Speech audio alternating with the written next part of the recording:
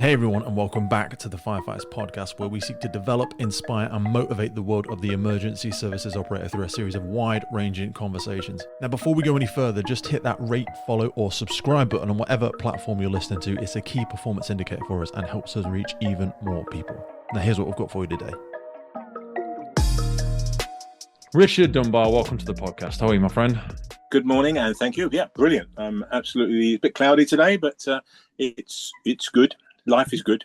You're off on another one of your incredible adventures, and we kind of said it before we came on the podcast that I'm going to attempt the impossible, which is to delve down the rabbit hole that is Richard Dunbar, from Chief Instructor to vehicle fire investigation, police sergeant, NIMBUS fire, and everything. You're one of those that, as we first had our introductions and I first got talking to you, I start to unfold the layers, and I've basically stalked you, I think, for the last 3 days, on and off.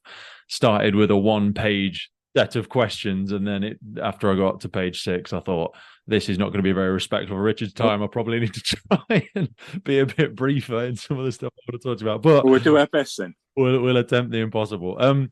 For people that I don't even know how you would describe yourself, because again, there's just so much to go into. But for people that are unfamiliar with you completely, give us maybe some context around your first interactions with the sector that is maybe the emergency services, and maybe kind of where you grew up and when you first kind of thought about this as an idea, as a career.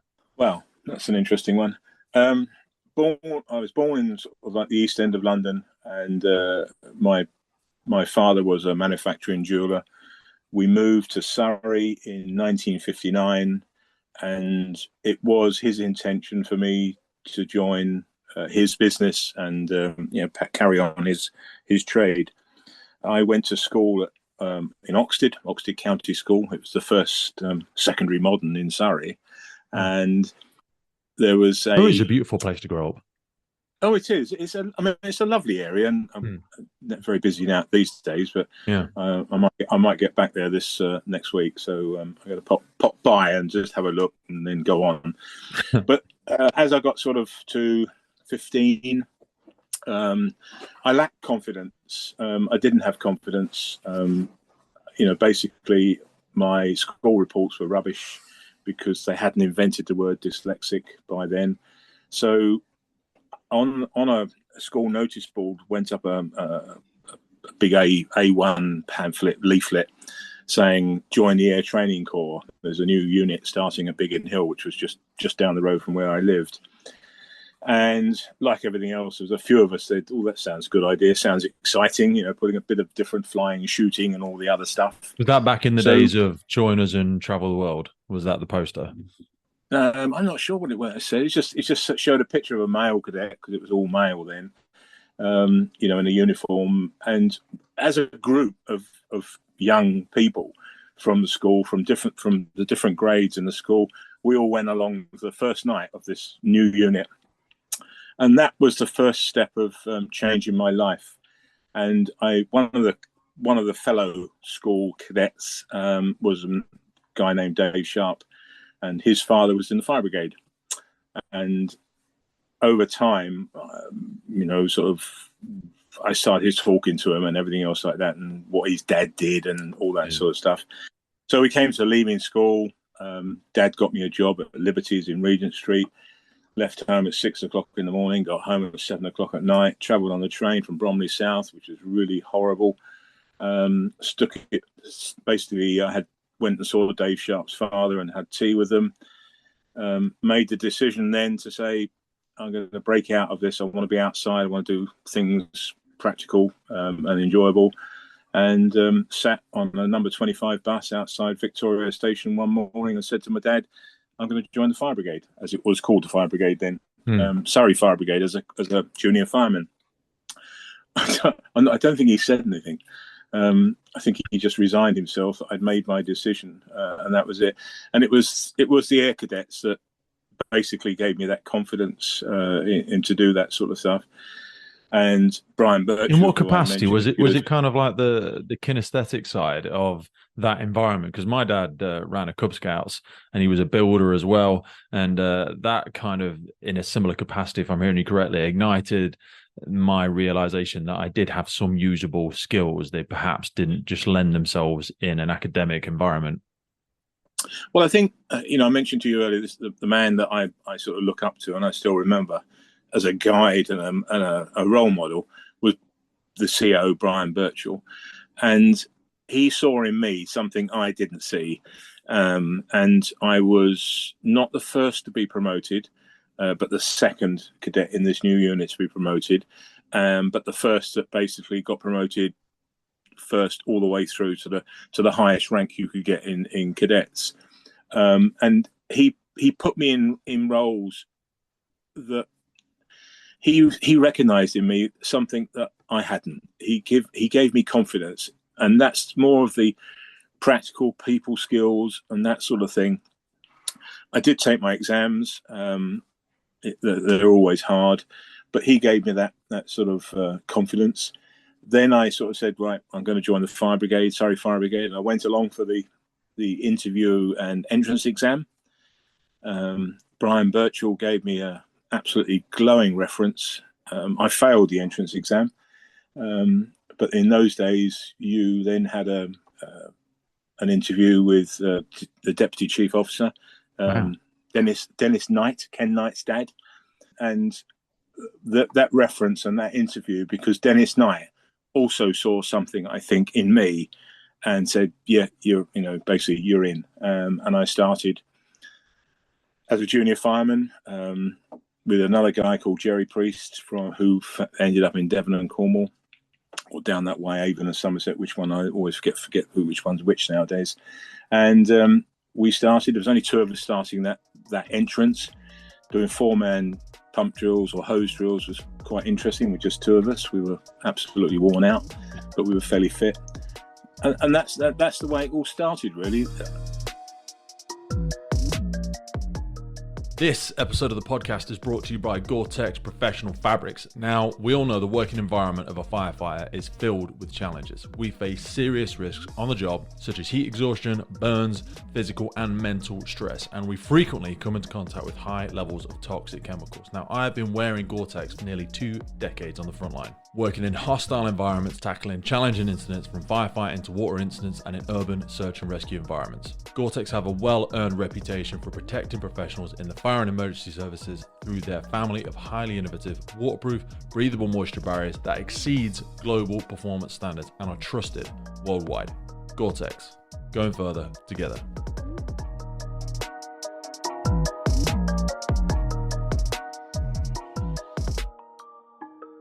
People saw, when I started the practical aspects, I shone at it. Most of the things was, it just went well. And then obviously going into recruits training, I was still a junior fireman when I went into recruits training.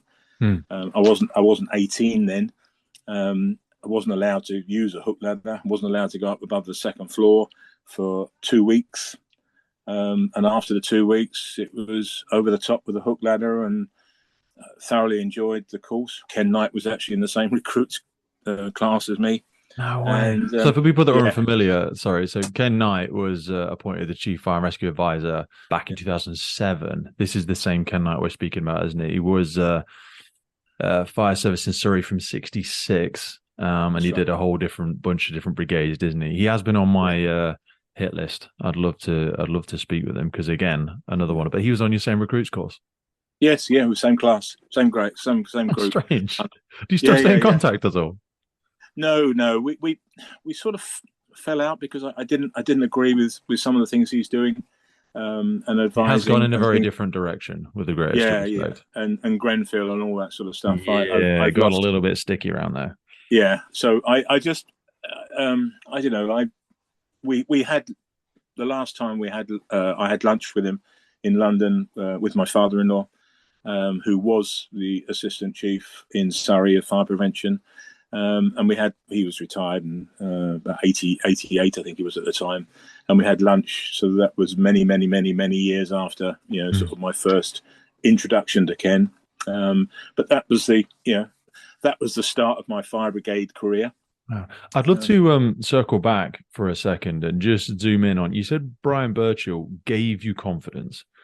Yes. I'd love, because there's so many people, my children being one example, but many across the UK Fire and Rescue Service, but also just in general population of children around that similar age that you articulate there, that feel equally that they lack that confidence. And when people say about what sports coaches do, Cub Scout leaders, favorite teachers at school, when they say, oh, that person gave me confidence, I'd love to force you to try and articulate that more as to what it is for people that are trying to imbue that sort of confidence in boys, especially at a similar age, because this whole aspect of toxic masculinity and all that sort of craziness has kind of vilified creating some really aspiring leaders and positive male role models for people. And what was it about Brian and the way that you two sort of developed a relationship that gave you that confidence?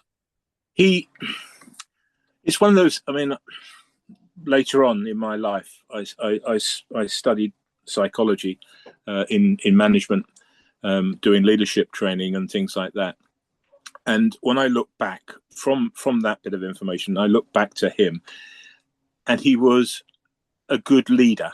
He won the hearts and minds of people and took them with him, and never ever sort of made them feel different, small, not good enough. He always saw the good in people, and the way he operated, the way he dressed, the way he was smart, but everything he did was what I would want to try and emulate, because he just sort of seemed that was good.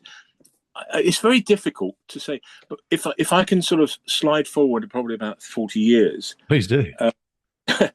Is that I finally got a commission within Royal Air Force Volunteer Reserve Training Branch, and I said to my wife, I was spending a lot of time on youth work, and she said, look, when we have children, you've got to give it up and spend time with your own children. Which, after my first child was born, a daughter, I said, yep, that's fine, I will give up, and that was it. I then came back to it because she said, well, I mean, we're back now into Herefordshire now, and she said, I've got this problem with youngsters. She's a vicar, a priest. I've got this problem with youngsters, and I want to do something. I want to engage them. And I said, the only thing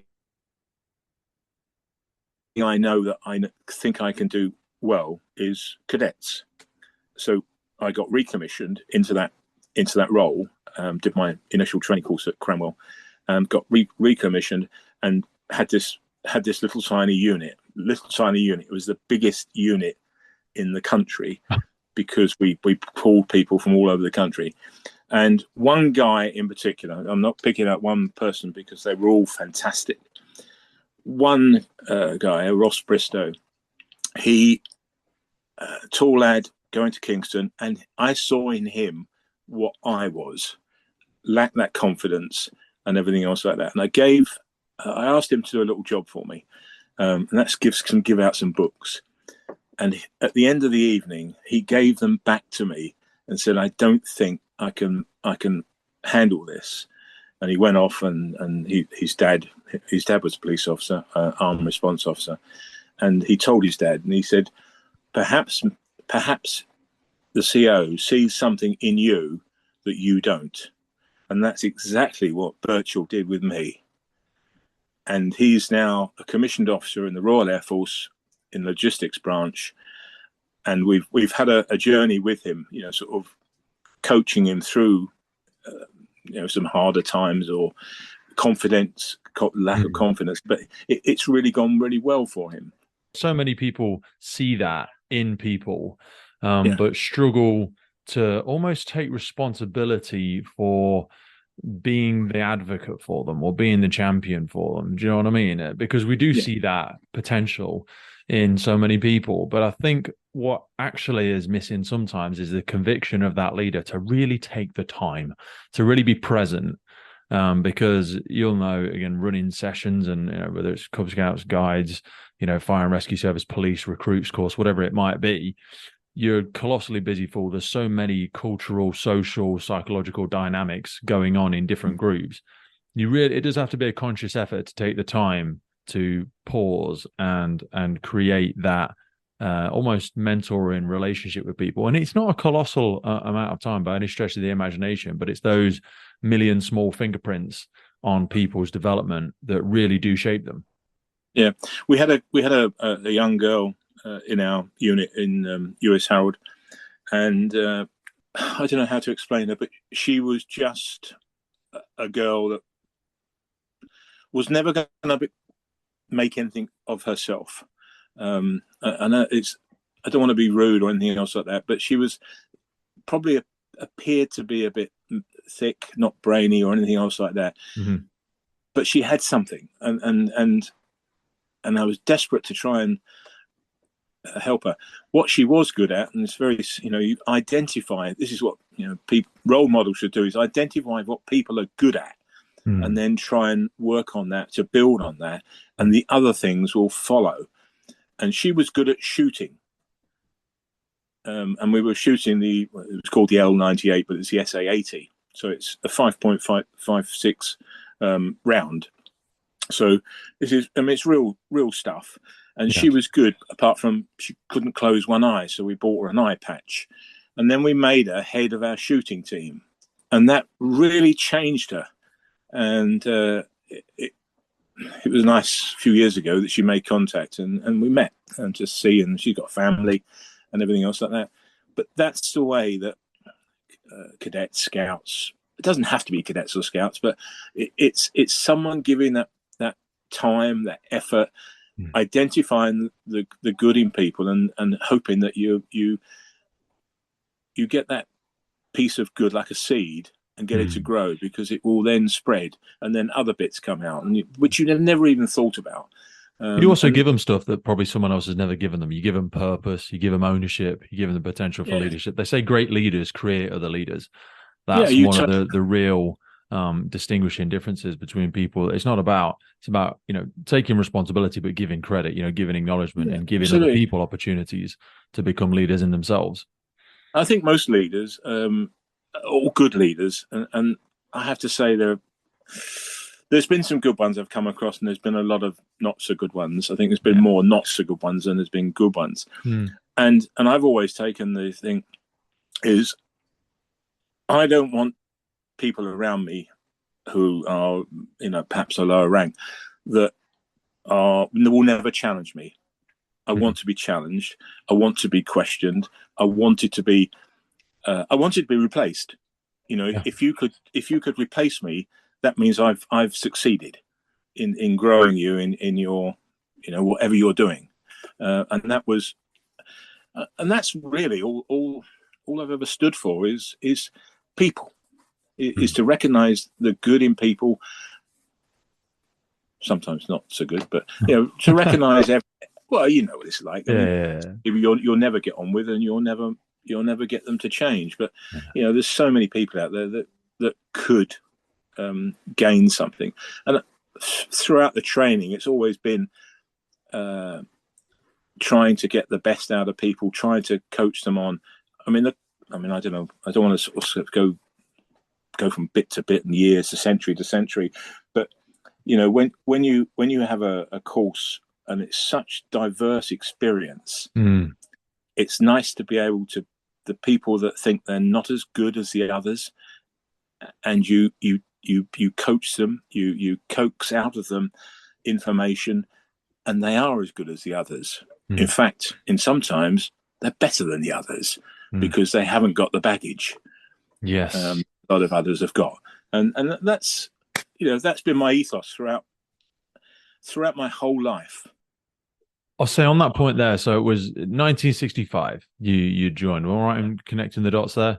So 65 to 76, you went from. This is quite an incredible one. There, you went from joining the Fire and Rescue Service to Junior Fire Officer or Fireman to Chief Instructor at the Brigade Training School in like an 11-year period, which is quite an incredible acceleration of a journey. And I wonder if there's correlations to be made with how much recruitment was going on there and the size of certain brigades, because it really was a very different landscape back then as well. Yes, it was. And it was exams, which is one of my weak spots. Having having dyslexia, and also the exam for leading fireman in those days, I came out of it going, "What's Coronation Street?" Because that was one of some of the questions, and I'm thinking, way. Yeah. So back then, yes, what are we talking? Are we talking ILMs? Is there IFEs back there? What was being done then? Yeah, IFE was around, and they of course changed over their history as well. To my father-in-law's not very happy about that, but there was IFE, there was the manual of firemanship, which were the books. There was no real qualifications apart from the fire service college with a Home Office crest, a fire service college, of which you aspired to, because you wanted to, if you wanted to get some certificates and qualifications, you would go to the fire service college. And so I got my leading fireman's. I applied to go on to no, I didn't apply. Somebody suggested I went on to fire prevention. Okay. I had an interview, got accepted, got promoted. We then went to work to Rawl.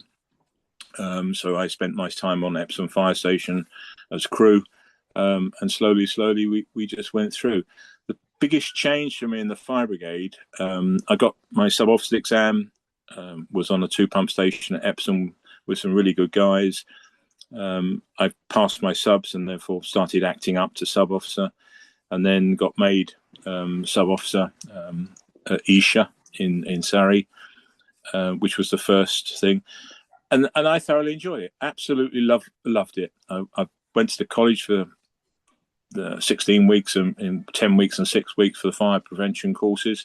Talk to me about the college back in them days. What was it like back in the 70s? I hated going to it. I mean, I'm not, because I just didn't like being away from home. Okay. I hated going to it. Once there, the first time I was there, we were in the new blocks the accommodation blocks had been built, which when you were in your bedroom, you could hear a cricket 14 bedrooms down making noise. We were in the old teaching blocks, which were the coal stove in the middle of the room, central heating. Wow. And of course, all the instructors were officers. Yeah. All wearing the ER crown, sort of on their uniforms. And of course, Harry Judge, who was the commandant, we always expected him to come in a white Charger. But it was very much a disciplined place that I mean, the fire service was a uniform disciplines organisation. I use the word was a uniform discipline organisation, and the college was no different. You sat down on long tables to have your meals, the bars, but to meet so many different services was absolutely fantastic. Yeah. And we all, I've still got my picture of the course, and we all wore the same uniform. Mm-hmm. We all had peak caps and we all had reefer jackets. Some had epaulets, most didn't, but they all had the Navy style reefer jacket with the buttons on the front. Yeah. And you mix with London and all the others, which was absolutely fantastic. And was there much of an international presence at the college back then? No, there wasn't. It was purely UK, wasn't it? Really, then that was really the heart of all initial training, initial acquisition of skills was all at the college, really, back then. Yes, and of course, as you well know, that the mistake was made when we turned it into an agency, and the money, instead of having points to spend at the college, because Surrey just had a number of points that they could buy courses. The money was handed to services, and they obviously, this is a good idea. And of course, then your local, more local training schools like Washington Hall and Tyne and Wear, all started in Ray Park Centre, all started to, and that took the value away. I think there's an argument for both sides, isn't there? But it is such an incredibly beautiful site in the Cotswolds with some incredible resources. Yeah. And it did get a little, I don't know if it was, I mean, there was a million factors probably, but some of it driven by jealousy, some of it driven by politics, some of it driven by finance, a myriad of reasons. But it is a colossal shame. And I do see it coming back now stronger. But like you said, back then it was more of a points system and in its sense seemed more sustainable. And there was less isms because everybody went to a central point of training. Whereas now, you can see vast differences in the quality and level of training across the UK Fire and Rescue Service. Some of that attributed to the fact that we do so much in silos. Yes. I mean, what I now, when people say, have you ever been back to the college? And I said, yes. And the big difference that I see now when you see the guys there, or the guys and girls there now, it's like looking at a Dulux colour card, with the different colours, uniforms and types of uniforms and things like that. Personally, I think the fire service lost something in the transition from the old days, if you like, modern days. I think it's. I don't think it is any longer a disciplined service, and that really was a very hard changing point for me. The lack of what I've grown up with, and it's not over discipline, but smartness. The thing is, when we say discipline, it walks hand in hand for me. Like, you could replace discipline easily with the word pride sometimes. Yes, yes. But I've grown up with it, with cadets, and you clean your shoes, you press your trousers. I'm very much the same, yeah. Yeah, I mean, the biggest change for me, I was a sub officer at some station called Godstone, which they called Tandridge at the time, and it was one pump station, and it was good. I mean, it was lovely. We had with the M25, the new M25, which was all new to us, and things like that. And then the brigade decided that it would change over to rider station officers. Right. So from being in charge of a pump with a residential station officer, I was now going to sit in the back, just to be a BA wearer. And it was a bit of a kick in a very painful place, which not a problem. One can. Was that a desire for them to follow the London model? Because the London model is similar, but a lot of their riding station officers still have their own vehicles as well, so it wasn't the same. What it did is effectively just water down some of the leadership, I think, on stations. Yeah. Well, I had a good watch. It was a brilliant watch, and we did good training, and we were always willing to push the boundaries. We got oxyacetylene on the rescue tender. Will it cut underwater? Well, let's try it. That sort of stuff. So I was always and I think one of the other things about being a leader is slightly not over rebellious, but rebellious, prepared to challenge the norm. Yes. You're always told something. This is the way we've always done it. No, that's the worst. Was it Admiral, that female Admiral from the States? The worst, terrible, the most dangerous phrase is, that's the way we've always done it. Yeah. And so anyway, we would sit down for evening meal, and the rules were that you were in collar and tie until 11 o'clock. I never stuck to that. I mean, if blokes wanted to put their heads down earlier than that's not a problem. You want to take your tie off, and that's not a problem. It was always that you never knew whether a member of the public would come and just knock on the front door or things like 1100 that. 1100 to 06. And we stuck with that. And we were sitting down at the mess table, and we've got this new station officer who's been transferred from West Sussex. And we're all sitting there in our shirts and ties, and which was normal. It was what we did. That was the rule, but we stuck to it because it didn't seem that there was any different way of doing it. He walked through the door, and he's got a Marks and Spencer's nylon violet vest on, and my watch just looked at me, and I thought, poo. This is it. This is going to be different. That's right. Yeah.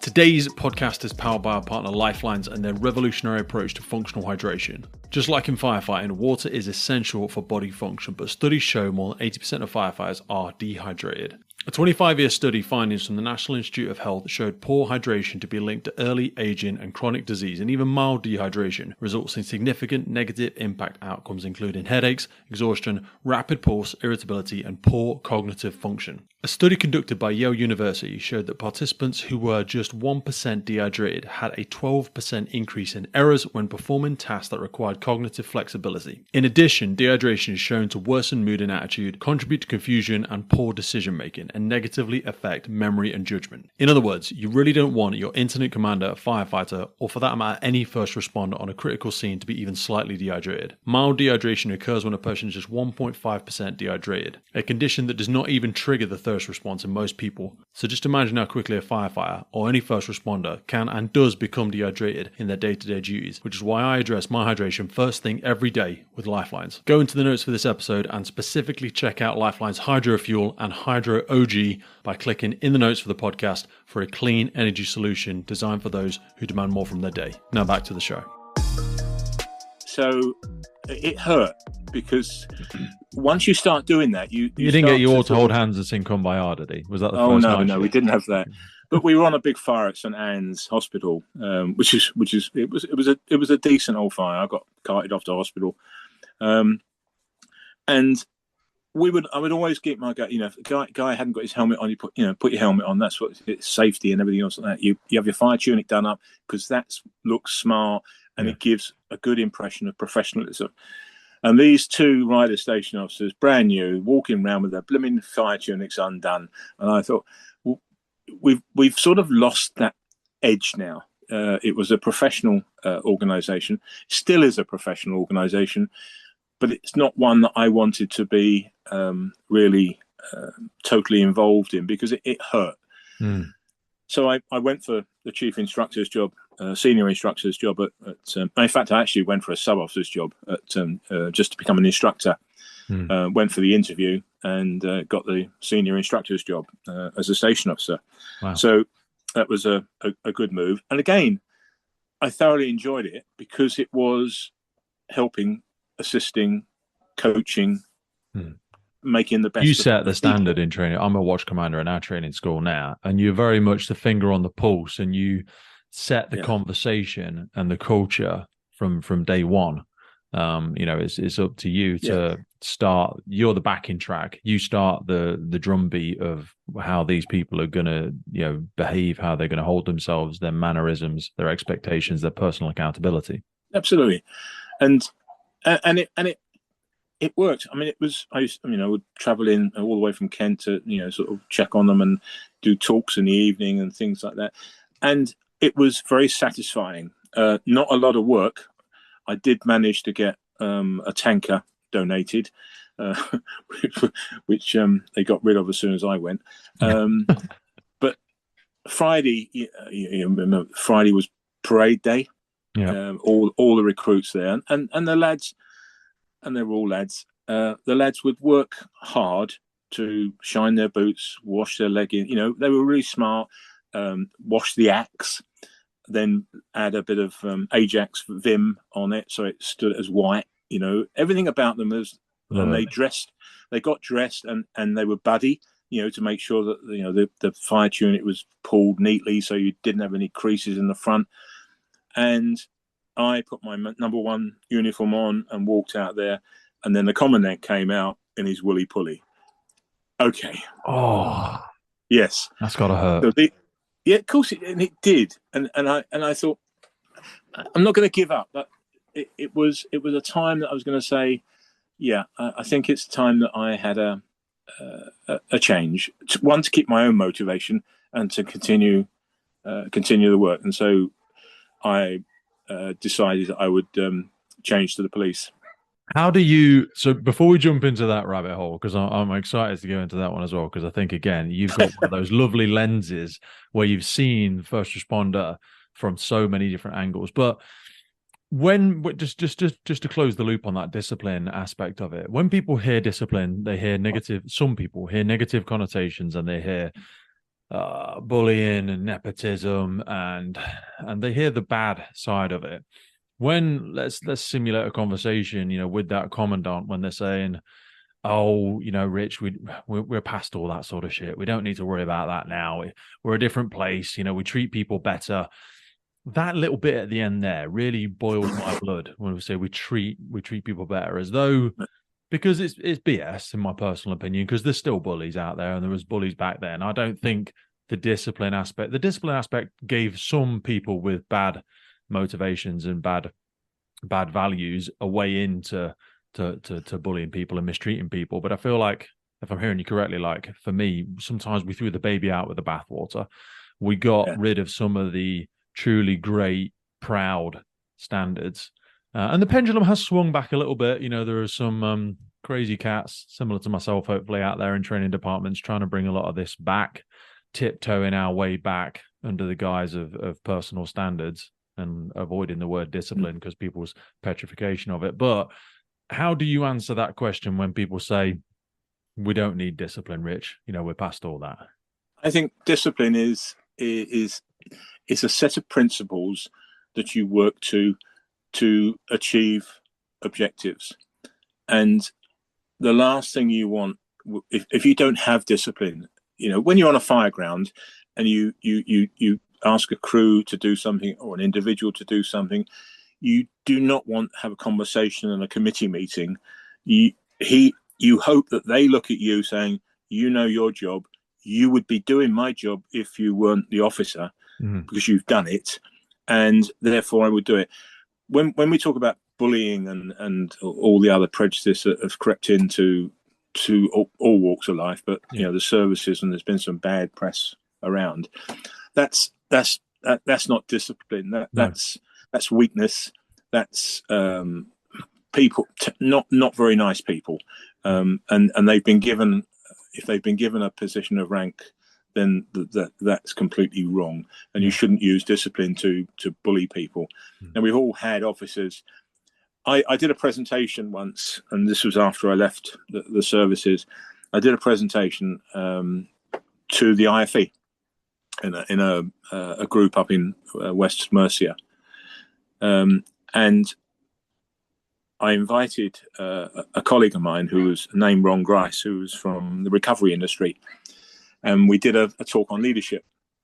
And I gave the talk on winning the hearts and minds of people, everything that I stand for.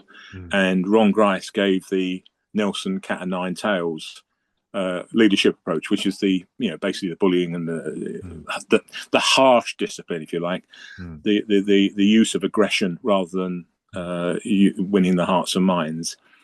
And it was a good evening. You know, got the plate for going, and it was some weeks after I was pushing my trolley around Sainsbury's in Hereford, and a guy came up to me. He said, I was at the presentation. I remembered his face, but I couldn't tell his name.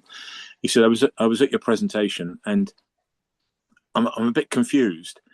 He said, I heard what you said, and yeah, I agree with that, and I recognise that. But then I heard what Ron Grice said, and I can also recognise things in that. He said, I'm just a bit confused. And I said, look, have you ever been on a fire when you got a roof job, and you got internal workings, and you got a senior fire officer walking past in his white hat and everything else like that, and all the hoses come out the window trying to knock it off? That's the Ron Grice bloke. Because they will use a method to show their distaste for someone that uses that type of approach. They will allow that person to fall. If the person is a good leader and has won the hearts and minds of people, they will look after them and work with them to achieve that common objective, whatever that common objective, whether put a fire out, cut somebody out, or just keep the station tidy. And when you ask your crew to wash and scrub the yellow tabards for road accidents, and they say, why do we have to do it, sub? The other watches don't do it. I said, I don't really care what the other watches are going to do. We might have to wear them, and I want us to be safe. I honestly believe, and people will disagree with me, real leaders are born. They have that empathy with other people. People can learn a better way of doing leadership and therefore change the way they do things. And it's getting people to be able to see that they need to change. That's it. It's that self-awareness piece. Yeah. Yes. And if they can't see it, they can't see that I'm doing anything wrong. They say there's a very small difference between obvious and oblivious, isn't yes, there? yeah, A very absolutely. subtle difference. Yeah, totally. So that was my sort The of, I loved the job. 1976, you decided that, but Jump there's ship. very different ways of deciding this, mate. I mean, that's quite a decision, and it doesn't surprise me too much as I then look through the rest of your career. But talk to me about that sort of that growing desire for change, and then how what in my mind would seem a drastic change, although it is still within the first responder community. What Yeah. was the precipice of that decision in 76 to go, no, police, Well, I'm going to give police a go? I have to go back quite a bit, because while I was living in Tatsville with my parents, we got we had a metropolitan. We were under, although we weren't under Metropolitan Police patrolled our area because it was like a point into the Met area, and we got to know a Met officer, and just talking, and I found that I had a sort of that's something I think I would like doing. Yeah. And one of the other things, I mean, it's a childish thing, I suppose. I always wanted to drive a police motorcycle. Yes. Like driving a bus, and I managed to drive the bus on a skid pan at Chiswick. But it was one of those things. The what basically pushed me over was this, what seems to be an erosion of what I thought were the standards of the brigade, and looking back, and also that our training was as good as possibly it could have been, but could have been better. And I don't think in those days we challenged enough. Really? So I think, so I just said, I dropped half wage. I went from 3,300 to, well, not quite half, to 2,400 by changing from Surrey Fire Brigade to Kent Police, Kent County Constabulary, to give it. It's. And for people to understand, that's your annual income. Yes. Yeah. Yeah. Oh, yes. Because that will just come as an entire shock for people as in the 2023. Yeah. It was a big, and it came about. We were driving home with my wife, and I noticed, I said something, I said something about something, and she said, "You're so observant." I said, "Yeah, I'll make a good policeman, wouldn't I?" And she said, "Possibly." I said, "That's what I want to do." So we decided that I would go. And again, you see, the confidence aspects, I've got to go and take another exam. And this time I haven't got virtual there in my support. And I went, applied, had my home interview, because that's what you do. You do all the paperwork and things like that. And then went for the exam, passed. Had another interview and got selected to join as a mature entrant. Of course, I How transferred. Old would you have been then? Sorry, 24, is it? 24? Yeah, about 24. Wow. So I transferred over. So it's 11, 12 years with Surrey. So I can't do maths. Right. So we transferred over, and of course you go off to your you have a week in county before you go to district training, and again you see this leader, this keeps cropping up throughout my career. The Chief Constable, Barry Payne, another Birchall. He was phenomenal as a Chief Constable, and he came into the thing. I mean, he was serious God. All stood up, and we'd all done our attestation with the magistrate. So we were all officially constables. We'd taken a driving test, and I got my permit to drive, grade 6. And he came in and he said, welcome, and all that sort of stuff, and hope you have a a good course and a career. Kent has a lot to offer. And he said, if ever you stop anyone and they tell you that their friend is the Chief Constable Barry Payne, I can tell you now, they're not my friends. And I thought, wow, And he was the same bloke that we relieved on the M20 on a road accident doing traffic control in his mess kit after coming back from a dinner. That's the sort of bloke he was. He would recognise you in a crowd shopping on Saturday in Maidstone, wouldn't know your name, but he'd recognise you as one of his police officers. So that was the change. Went to district training school, and again that's gone now. We've cut all that away. Absolutely phenomenal. I was impressed. Everyone throughout the country, apart from the Mets, was doing the same lesson at the same time, at the same practical at the same time, right across the country.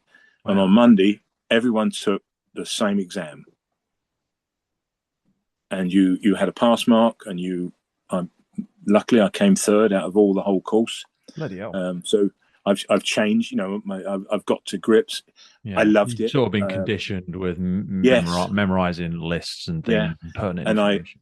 I knew my definitions, and I loved the practicals and everything about it. And the instructors were all serving police officers of sergeant rank.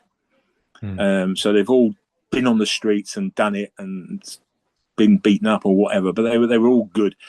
You do 10 weeks there, and then you come back for 2 weeks at the another 2 weeks back to tell you about local procedures, and then twice a month you would have continuation training in force, and then you went to continuation training back at Ashford District Training for 2 weeks.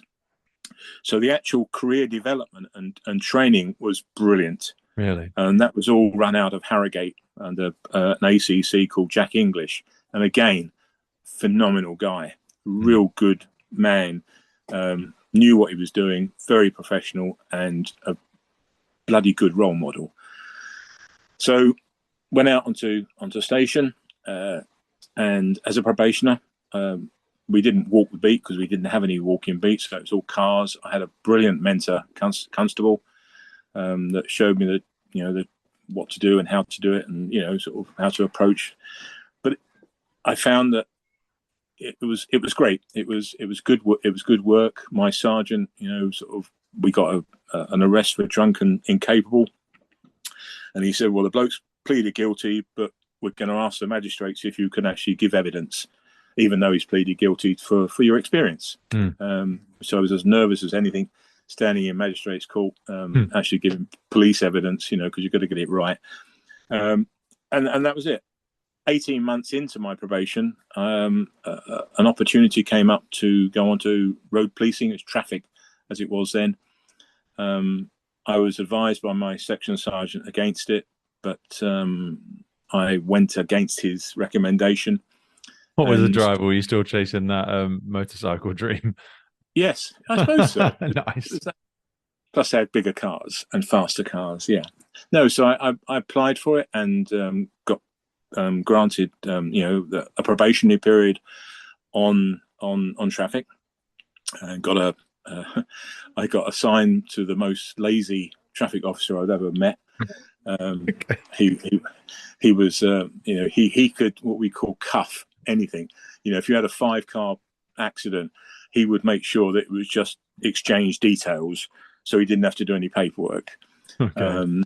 But the big turning point for me, and it was quite a turning point. We were sitting having a cup of tea. All those days when you went back to the station and had a cup of tea, didn't have to jump the queue in Starbucks. Yeah. You went back to the station. We were all sitting there having a cup of tea and a chat, and with the inspector and all that sort of stuff. And there's some smoke on the horizon going up, and it wasn't long before the phone went saying there was a crash on the Sevenoaks bypass, the A21 dual carriageway. So we all dived out there. It's a car accident with fire, triple fatal, 2 burnt and 1 unburnt after being ejected. And I'm standing there watching. Basically, I'm standing backwards, a little back of the crowd, because they've done this obviously hundreds of times before, and somebody, and you always hear these words from traffic: "Who's dealing with this?" Yeah. And somebody said that, "Who's going to deal with this?" And they all turned and looked at me, and I ended up dealing with it. So I'm on probation as a police officer, let alone as a traffic officer. And the bloke they all turned to me and said, "Oh, Richard can deal with this. Good experience." And he's ex-fire brigade. Got an brigade. Opportunity for you, Rich. Yeah. And he's ex-fire brigade. Right. Okay. And again, I interface with another guy. A superintendent was, like the old DOs. Yeah. They were, sir. You made sure you were doing the right thing if they ever walked anywhere near you. And he came up to me, and I mean, I've never had this before. And he said, "I've got to go back to the station now, but if there's anything you want, just let me know." Right, sir. Thank you. And we went on, and it was my introduction to the full Monty, because it was into identification, post-mortems, mortuaries, coroner, everything. Wow.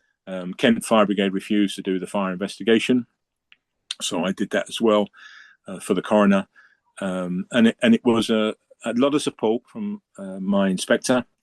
Just basically I took a car, and because I had to trace everything back from them taking a pool car from Marley Tiles.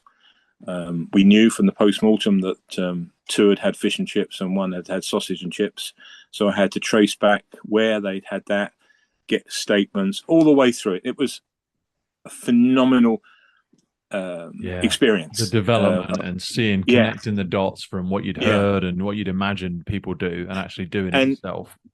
Listening to Michael from IRRTC, is it? You had him on a podcast recently, and he was talking about the other side of the fire side, which you only see this bit, and of course they don't see the rest of the line, and the dots, if you like, and this was there's lots of dots as well, and it was ambulance officers, everyone, you're taking statements and pushing all the evidence together, and it was really good. It was a bit of a how you say, a moment of, wow, can I really do this? But I had the support. I was going to say a baptism of fire without sounding too coy. Yes. No. That's what the words I was looking for, actually. But with the support, it was easy. It was hard to work to do it, but it was easy because you weren't struggling. You were always, if you ever had a problem, perhaps you could do this or whatever. It was good. And they were, one of my inspectors loved steam trains, but he was absolutely fantastic and gave you that massive support. So I always think that police officers have to be a lot more proficient in their role because of that fact that there is a lot more self-management, isn't there? You have to be very organized, great with your personal admin, whereas a ground level firefighter, with the greatest of respect, is much less responsibility. I think the police officer is an individual part of a team, whereas a firefighter is a team, because they're based on the Navy and sort of the numbers and everything else like that, which is not wrong. Police officers have their own workload in and of themselves, don't absolutely. They have their own work stream and you would just get on and do it, and you were allowed to get on and do it. And there was a few good high points for me, and that was, I won't say it was a high point. I mean, 3 people died, 3 families have been sort of. Yeah, but I always say with first responders, it's control the controllables. This stuff's going to happen anyway. So it is a great opportunity, whilst it sounds morbid to say it. You want to be the person in charge of those things, leading on those good jobs, which sounds strange to people outside of the sector, but that's what it is, really. No, so that was my baptism of fire, you're right. I got accepted onto traffic. I actually went back to Ashford on the continuation course as a traffic officer, which was unheard of. Completely anywhere in the country. Was there any moment of regret in the first 6 months? Sorry? Was there any moment of regret in them first 6 months, or, oh God, have I done the right thing? No. Wow. I thoroughly, I just sat nicely with it. I did my driving course, got to grade 3, got my motorcycle permit, and got to ride my motorcycle. There it is. Which again, I just thoroughly enjoyed doing it, and enjoying the interaction with the public as well, and not always handing out a ticket, but having a discussion about driving standards or something like that, which in my book does have an immense effect on road safety, which meant then because I'd shown this sort of accident prevention, I was transferred then onto accident prevention, and we did Motorcyclist of the Year and things never heard of, and we ran a competition which I was organising, because I was only a PC, but I was organising, and you find that a lot in the police, that you don't have to be a rank to organise things or do things and take responsibility. And my chief superintendent, Bob Bryce, he called me up to his office and he said, "Well, I think I've got the first prize for your competition." And I said, "What is that, sir?" He said, "A set of leathers from BMW." And I said, "No, I want a motorbike. I want a motorbike for the first prize." I got a Sanglass, a Spanish bike, first prize for the competition, and we had loads of prizes donated. But it was that I got told off a few times because I got into seatbelts, because seatbelts weren't legally required. So I text back then, because my office was in the same building as the abnormal loads department, and they had a telex machine. So, and I'd been trained on teleprinter handling. So I went up, I cut a tape, which then asked how many accidents and had happened with seatbelts, without seatbelts, and all that sort of stuff. And I sent it all around the world, literally everywhere. And Japan, Brazil, I was just looking them up in the telex book. Oh, there's a number. Type it. Stuck the thing in. Off it went.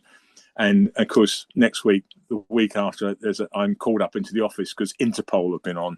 Oh, you can't do this. Okay, I won't do it anymore. I've already done it. Yeah, I always say it's easier to ask forgiveness than permission with certain things. Yeah, and I think sometimes that's it made the job, sort of what it is. I went back on. I went and did my teacher training up in Harrogate, which is an 8-week course, really tough, and it's quite a command course basically, because it's long hours, and a great group of people from all over the country went there, and you spend 8 weeks, 2 weeks on teacher training at Ashford, and the others go off to other places. I mean, it was so hard work that at that 10:15 at night, the bar shut at 10:30. You all go down to the bar, order up about 4 pints each at once, and then sit there because the bar shut at 10:30. Then you go back to your room, and it wouldn't be unusual when you go into the loo to see people still working at 3 o'clock in the morning, because you had to type out your whole lesson. Wow. And they were physical. I mean, they weren't electric typewriters, and they were typewriters, and you're all overheads and things like that. And it was fantastic. Bloody hell! That is incredible. Yeah, I mean, I did my 2 weeks teacher training at Ashford. The practical side of it. Came back the last week, and you called in. Some didn't make it. I got my. I passed, and ACC Jack English said, you should get your certificate issued to you by at least a senior rank, ACC or above, because the course is classified as a really hard and demanding course. Yeah. So my chief inspector, my traffic division, calls me into his office, throws the brown paper envelope across the desk at me and says, "Don't let it go to your head." Fair enough. So, okay, fine. How did you manage to get on a course like that if it was so sought after? Did you have to seek permission, or is it just a... No, there were certain people in all my careers that came out and saw in me what I was good at, and one of them was training. I had the ability to speak to people, to engage people, to make the boring interesting. Yeah. And the chief inspector at the Kent training school was a lady called Barbara Duckworth, big lady, Barbara Duckworth, and she I forget that comedian. There was a comedian, a bit like Les Dawson, is it? The way he puts his arms under what would be his bosoms and pulls them up. And she was Northern lass, and she was lovely. And she said to me at the end, she said, "You've got it. I just wish we could do something with your hands, but we're going to have to live with them." Because my hands tend to move about a bit when I'm teaching. I do the same. I'm very animated when I'm up there. and she said, "Yeah, we'll put you forward to Harrogate." And again, I went to Harrogate as a police constable, not a sergeant, which again is unusual. I went to Ashford for my teaching practice, and you will always talk when you went in. They all have the book, the manual, which they would go through. And at the beginning of the thing, you this is hammered into you. You shut the books. You get them to shut the books because you don't want them looking at those. They want them looking at you. Yeah. And I went into this thing, and the first question I got asked is, "What do we call you?" So I said, "Sergeant, I don't mind. I don't care." Because I was a constable. I was the same rank as them. And I started talking, and there was this young PC from Surrey, and with his hands on the desk, he's doing this closing the book moment because I'd forgotten. And because they've had teacher training before, they knew that, and again, we worked together. I've never met him in my life.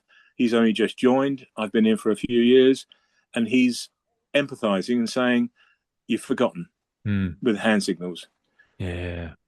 And it's the way, I don't know, it's whether you give something out, it's that's the way it happens. But it was good. So thoroughly enjoyed it. Got promoted, and again, HAZMAT came up. Ex-fire brigade, I would know everything about HAZMAT. How much was that considered part of the policing role back then? Because we're talking now around, mid to late 70s, early 80s. Early 80s. Hazardous materials were still a little bit of the black magic, a little bit of the unknown. The Environment Agency was still in a very different place, and I don't know, and you'll know far better than me, what the cross-service interactions and joint working was back then. But who did it really live with? Because what did you see fire and rescue services doing from that perspective? What were police doing? What were the EA doing? What was that role? Or was it a new role? Basically, it was a fairly new role. The police will just abdicate to the fire brigade because they see the fire brigade as professional. Really? Right? Well, whether they are or not, it doesn't matter. They just see and that's more of an excuse. Yeah. Of course, what played into our hands was the Spanish campsite disaster. I'm not familiar with this one. It was 180 people killed from a tanker that split outside, that was parked outside a campsite. Fascinating incident. And when happened was this? Sorry, I'll try and find it. Well, it's 80s. I think it was 79 or 80. I used to know the name of the blooming campsite as well. Is this in Spain? Spain, yeah.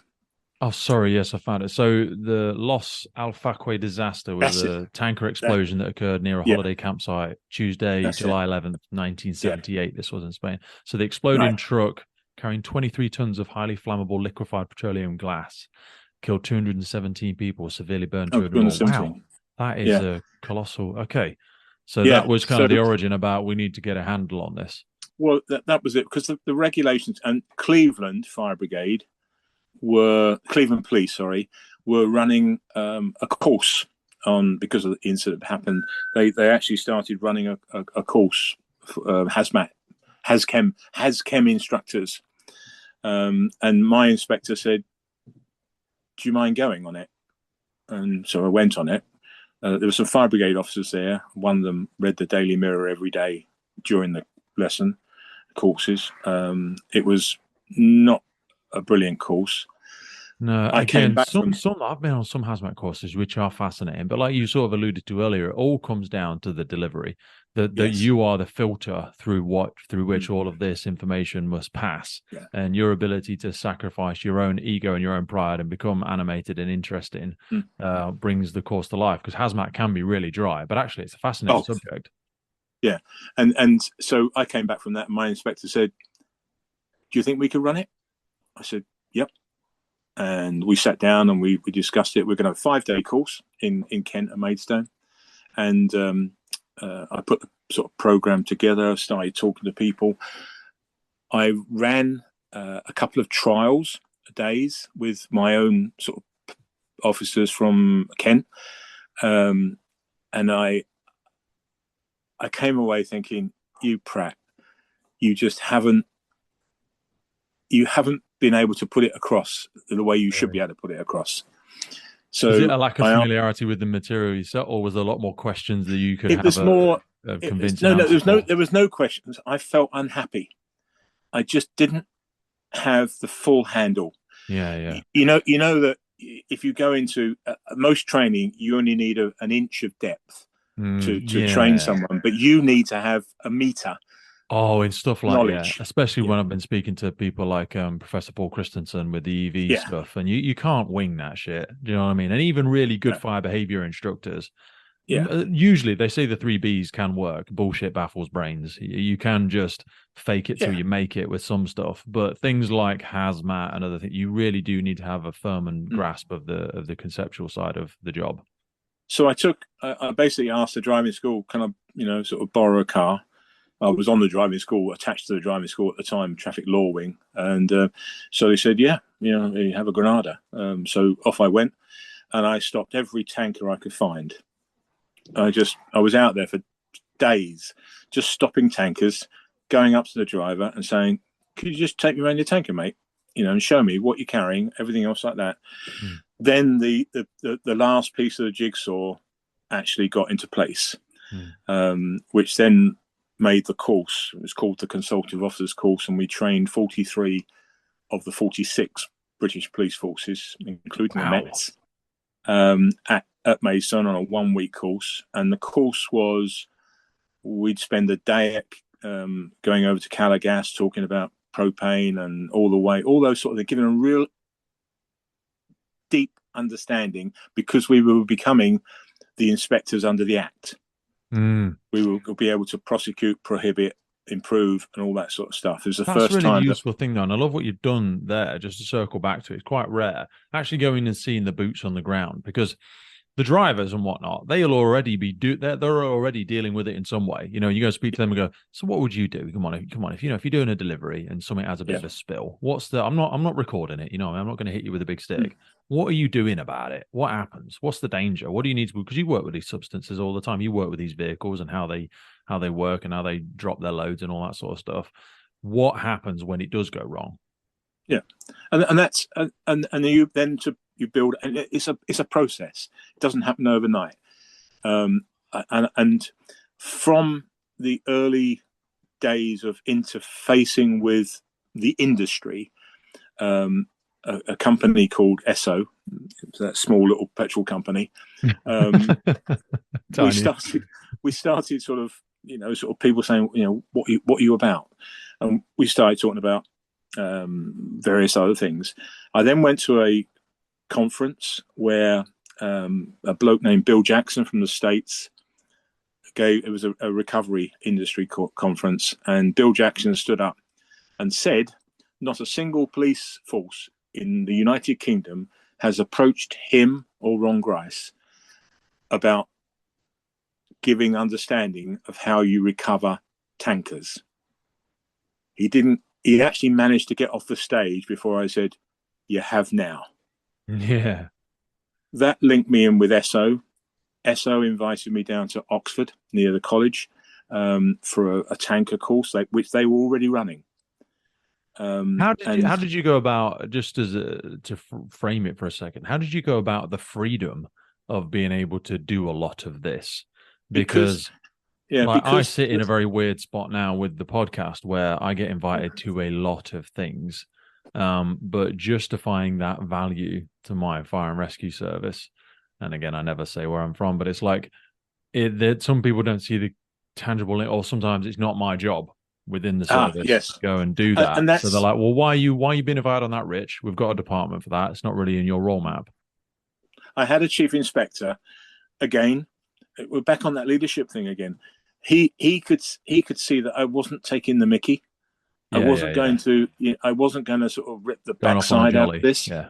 And he wanted the driving school where the courses were going to be run and being run. He saw that as good for him and good for the driving school, good for Of course the it is. long-term progress. It's massive. If I can give you that freedom, keep you engaged in your work, colossal professional development, Yeah, you're going to bring back yeah, into my service, into my my yeah, absolutely. organization. And Kent becomes the leader in HAZMAT, and Kent Police did. And I say SO. I went and saw the course, and Alan Stowe, remember it to this day. He showed me the first mobile phone that we'd ever seen. It was a suitcase in the back of his car, and he said, "What do you think?" I was on the whole course, and I said, "Alan, do you mind if I'm being bluntly obvious or honest?"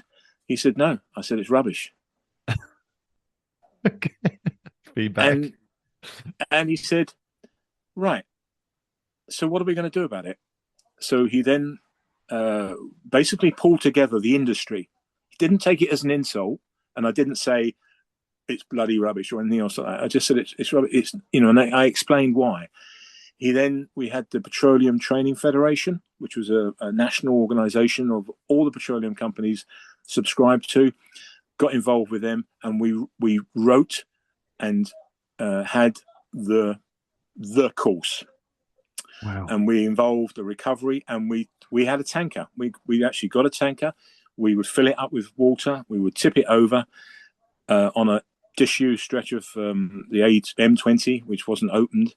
And we'd have recovery, we'd have police, fire, and we'd invite everyone down to see it. But the course went right through how to do it, and we operated the final as if it was a real incident, as much as possible. Including cordons and things like that, and it worked, and it was still going years after I basically moved away from it. Wow. And that was the basic, and that's why the Energy Institute, the Institute of Petroleum, the actual code of practice is co-authored by me on the recovery of low flash products and tankers, on how to do it. And did ESSO not offer you a job at one point in time? They must have said, "Hey, they come did." on. Tank freight did, and I'm glad it didn't happen. Okay. Because that was the way. Anyway, so that was the, it just went that way, and then I went head to head with ACPO. Okay. I'm a sergeant. They're all chiefs and assistant chiefs, etc. Because there was a move afoot to take the regulations away from the police. And we were doing such a good job across the country. We'd have joint road checks. We had the HSE down, everything else. It was really working well. And I went head to head with a ACC Smith from Cleveland, and I got called in by my chief superintendent personnel, and he was just cancelling. He was cancelling my development. It wasn't it wasn't push you back into the box. It was cancelling my development, spelt with a CAN. So, and he said, right, you need to go, you need to get out of traffic law. Right. I said, I want to go back on traffic then. No, what about custody sergeant? I don't want to be custody sergeant. I don't want to be inside doing that sort of thing. It's not my cup of tea. Yeah. I've trained, I've worked, I've studied, and traffic law is what I love, and I think I do it pretty well. He said, well, if you go back on traffic, you'll never be promoted above sergeant. I said, that's fine. And that's what I did, went back on traffic. Thoroughly enjoyed my job, but then it was time to change again. What? Because they say that is an enormous amount to cram into, I think it was another 11, 12-year period in the police. Yes. And tanker drivers, they're old now, they still talk about me. Well, your name's on all of it by the sounds of it. You'd be one of those myths. Yeah. Who is So this guy? and that's, but it was, mostly in a positive way. Yes. We made some films. We did an exercise with Kent Fire Brigade, and it was going to be televised and everything else like that. So we labelled up the tanker and took it up to this huge piece of motorway. It snowed, and I was a bit naughty because I went up there early the next morning, and there had been quite a lot of lorry tire tracks around, which would have probably matched a fire engine. And and of course, they've been up there just to check it all over. So I changed all the labels on the tanker. Yeah, otherwise people trying to ruin the exercise by getting a quick Lucky Lou in. Yeah. So I changed the labels. It's good exercise, but it was for me. I thoroughly enjoyed. I got more HAZMAT training from the police. I did my explosives course, my radiation course at Suffolk University, all those sort of things. I got more out of the police than I ever got out of the fire service, and I know that's changed in the fire service. But in my day in the fire service, all you had was a book, and that was it. There was no chem data or anything else like that. So we moved forward. We were the first police force in the country to use a mobile chem data system. Nobody had used it, not even the fire service had used it. But it was, sometimes the technology was moving too fast for them. Yeah, very much the case with a lot of organizations, isn't it? It's trying to keep up with the speed of change. And you were really at kind of the precipice of that log flume, for want of a better description, because like you said, references to the mobile phones and things like that was kind of the birth of what then became a runaway train. Yes. And, we took on in Kent Police data tracking with equipment that I'd already seen in Surrey that, Surrey Fire Brigade had dumped because they couldn't get on with it. But anyway, so lots of things have happened. And so I decided I would, for really personal family reasons, to move out of the southeast.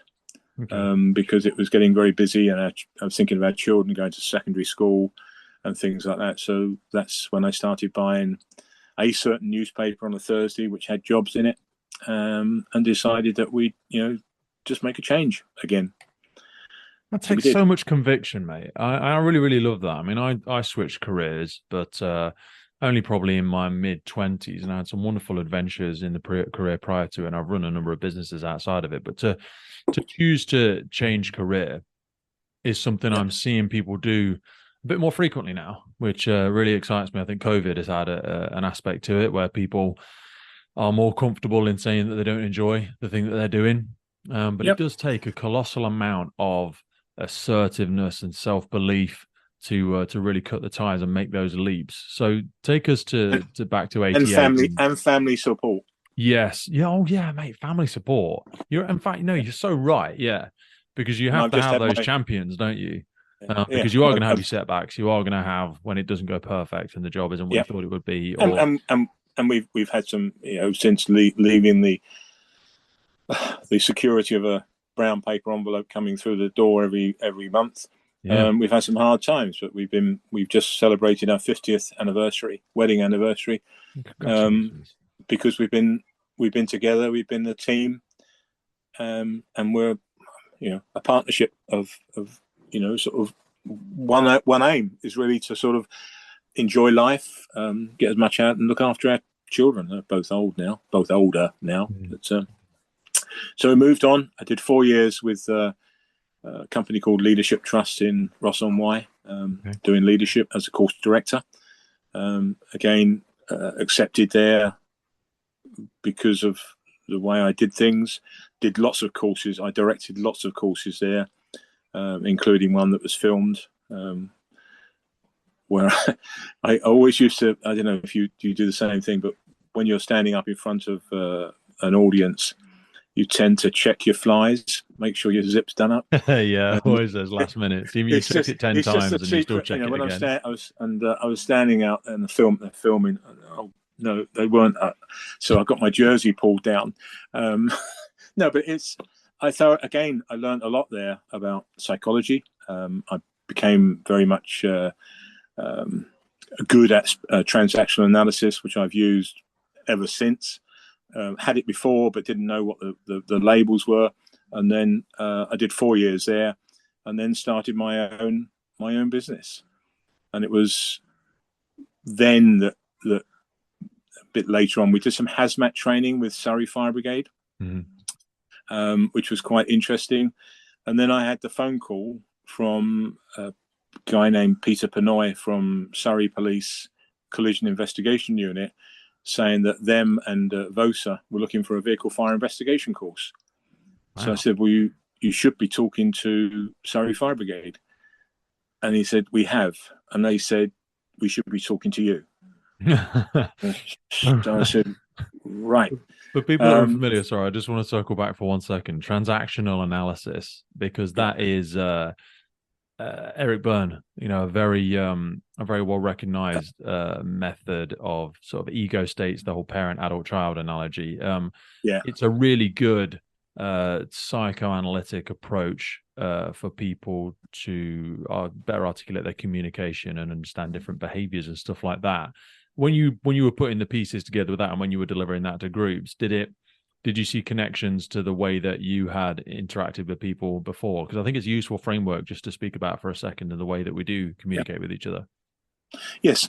I mean, the way, going back to the fire brigade and the police, the way that I dealt with people and understood people, afterwards, the 4-year course gave me a box of labels that said, that's why I treated him. On a traffic section, every week I'd have to go through the prosecution books that they're doing, and you would sign them off, and then the inspector would do it once every now and then. But you, as a sergeant, you would have to go through your section. I had 18 people on my section, and as a bit of an aside to start with, when I took on the section sergeant, who was the one that said don't go on traffic when I was on a PC down at the subdivision, he said, whatever you do, don't put the unmarked car on the motorway, and do not put this male officer and this female officer, they were married, together in one car. That was the thing. So my first day on the section was the unmarked cars going on the motorway for speed checks, and you are going on this patrol. Okay. I can't be dealing with an issue unless I basically attack it and approach to it and get it sorted, because I can't run a section having handcuffs on. So that's I've got people in my department at the minute that are going through mediation and stuff like that, and I think, for God's sake, you know, that aspect we echo back to professionalism and discipline. You're like, bloody professionals, work together. Yeah. So we decided when we were going to run it at Red Hill Aerodrome, because the senior fire officer there was also a police officer who I knew from the training we've done at Surrey. Toyota helped us out on the first course with cars. It was just a 1 day. 50% was in the classroom on theory, and 50% was on the fire ground. And the first course there was this rather well-built male police officer, and he rubbished the fire brigade from start to finish. The way they eradicate evidence or relocate evidence, and he was just on and on. Anyway, we went up in the afternoon, and we went through the cars, and we had a brand new MR2, as it was then, the sporty Toyota, which we burnt. And this guy, typical police officer, I suppose, leant up against the car and took your en route there. all the evidence off. And I at the end of the day, I said, and what were you saying earlier? Yeah. And that was it. We'd finished that. No, sort of accusatory way. That was it. We yes. So by accident or by not thinking about it, it can happen. Evidence can be destroyed and whatever. So we did that, And slowly we did a few police VOSA courses.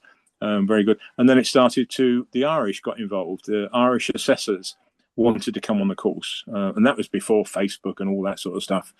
They heard about it. We were getting people across from Ireland, and they kept saying, "Why don't you run it in Ireland?" I said, "Well, we can't, because we need fire cover to be able to put the fires out." So that went on at Red Hill for several years, and then in 2010 my son invented the NIMBUS firefighting system, which we put on the Volkswagen. Now we've got a fire truck. Now we can go anywhere, and Ireland was is still the location that we run the courses today, the majority of the time. I didn't realise that business was with your son. Yes, he's well, it's both of us, but my son is he's the inventor. He's the engineer with the smarts and how to bring the idea to life. Yes, I give him a problem, and he says, I'm the one that sort of brings it, if you like, the operational thing, and say, I want to be able to do this. And he said, yeah, we can do it this way or that way. And he makes it happen. Yeah. And we got a patent for the thing. In fact, we just patented a new marine lance for containers and vessels, bulkheads and things like that. So that's still going, although we've taken our eye off the ball and taken the saucepan to the back of the thing. But we ran the courses. It was one day. Sussex Police asked for a refresher, so it became 2 days. And then, of course, the alternative field vehicles started to make an entrance. Then it came to 3 days. So the course has now trained people from literally, apart from South America, we've never had anyone from South America. We've had virtually no China. We've had virtually most other people, and we've run the course in India, Saudi, Slovakia. So it's been a successful course, interesting. Learn something every time. I've now stopped doing them because now Martin Lown is running them now. I do all the admin and the background work and program aspects. We did the May. This May, the electric vehicle fire investigation course in Norway, which was hard work. It took 2 years to organise. We got donated three EVs, 2 hybrids and 1 full electric from Czech Republic and Slovakia, and they funded the transportation to Norway. And we bought in 3 other cars, ICE, for basically because of the numbers. We had to have numbers because to make it financially viable. Yeah, because Martin and I were having to pay £500 each, the business was, for our carnets because of Brexit.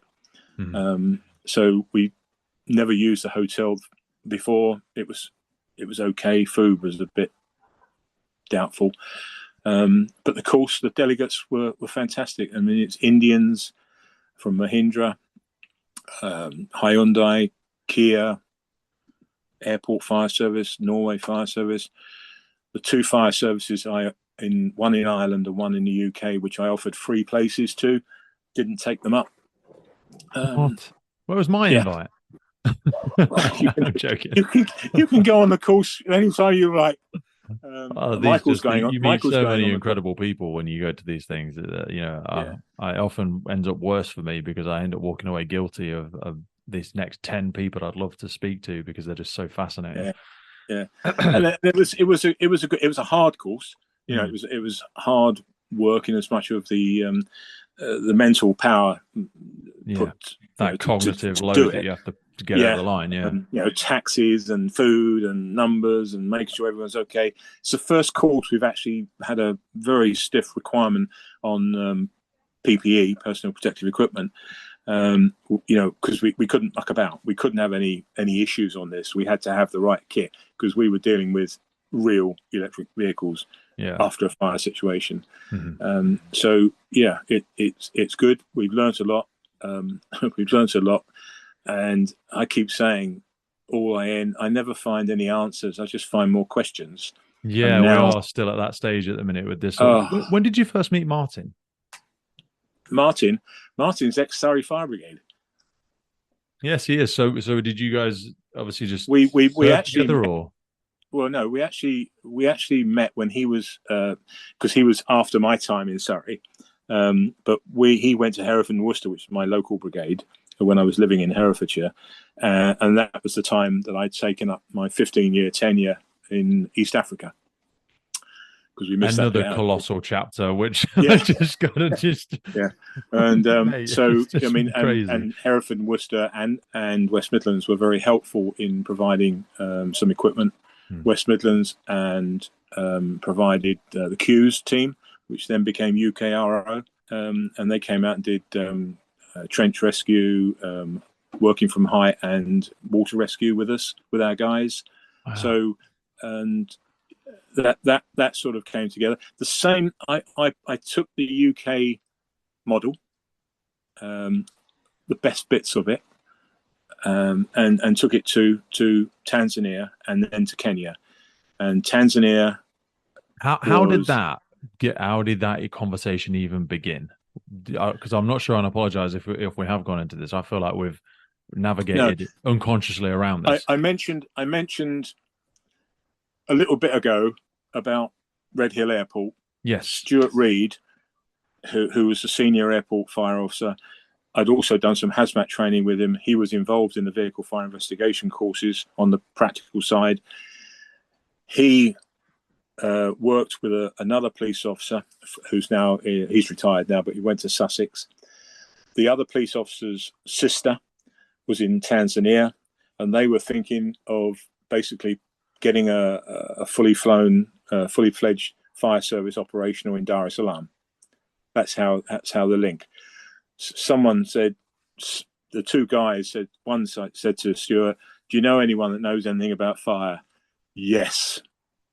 I went out there for 2 weeks. Invited by who? By the government? No, it's a private. It's a bit like a private initiative, private finance initiative, okay. To get a fire service going for the embassies and places like that. So I went out there for 2 weeks. Got told for the first week they never had. It was the same year that Nyerere died, so it was a bit awkward moving around. But they showed me all the. Then they showed me that we've had this fire. We've had this fire. Is it possible to have a working fire department in a place like this? Well, of course it is. Yeah. So what I recommended, depends what caliber you want it to and how sustainable it's going to be. Yeah. Well, we did. We sourced 4X Surrey Mercs with some equipment. It was some equipment. It's 14. It was 14 grand's worth of equipment. That doesn't buy you much. No BA or anything else like that. Hose, not even ladders. They came from Tanzania, and we set up. I went out there and did the recruits course. 52 hell. 52 brand new. Never seen. So would you just put everything else on pause to do this? Or? Yeah. What an opportunity.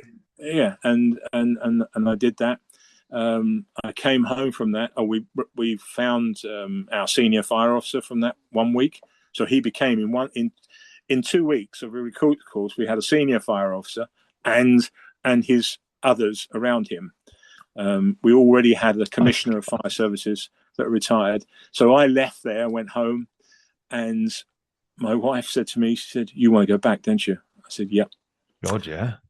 So for 15 years, I did 2 months at a time out there and ran the service, got the air ambulance and qualified air ambulance myself, got the air ambulance, got the ambulance going, got the fire. We ended up with almost like 14 whole-time stations around the place. Nothing grand. I mean, we had somewhere in the region of, in the responders, 2,000 across the organisation with ambulance. How I don't even know where to. There's so many questions I want to ask on this, but it's like, yeah. So it was ran private sector initiative by. Yep. It was a private company. Okay, private company. Yep. My boss was the Commissioner of Fire Services of the government. Okay. So we were licensed and we worked with them. It was very difficult sometimes to work with them. I bet it was. It was quite, because they thought they were good. Yeah. And there was just a fire has just come into my mind. We had a big plastics fire, and one of the commissioners, the deputy commissioner, turned up on the fire, and we were just getting on with it. And there was this steel door, it was glowing red hot. It was actually glowing red hot, and he said, we've got to be careful when we open that door. We could get backdraft. And I just turned to him and I said, there is no F roof. Bless him. So monkey see, monkey do.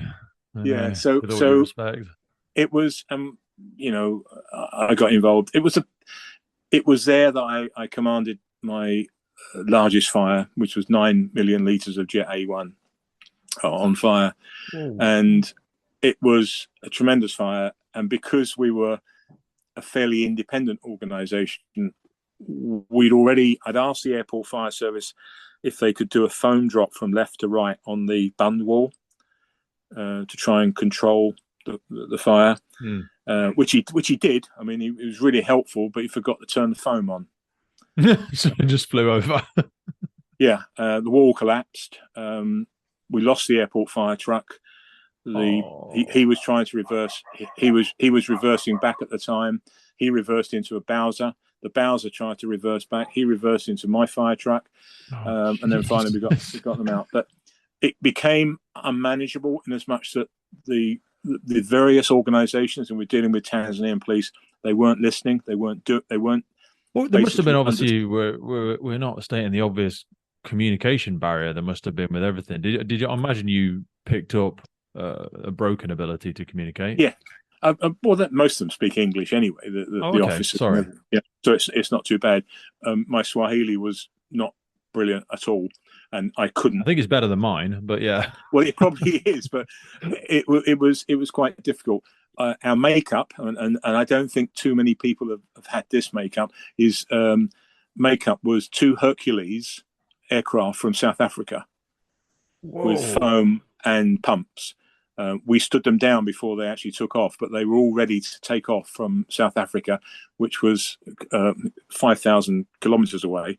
So it was a fair old flight, but that's the way the fire was going.